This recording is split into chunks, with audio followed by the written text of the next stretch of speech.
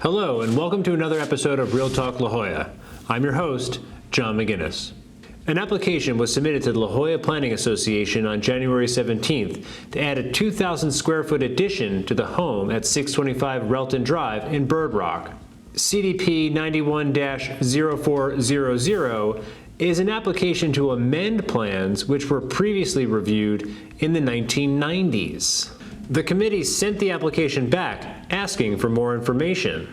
Not only does the property sit in the coastal height limit overlay zone and requires special approval for building height, but the original application is nearly 30 years old, and the committee is wondering if this application to amend should be a new application altogether. Committee member Michael Costello also wondered if the property should be subject to historical review. There's a chance that the historical board may want input, as he believed this property may have been originally built by Roger Hedgecock. Additional concerns were given how the sidewalks would be built.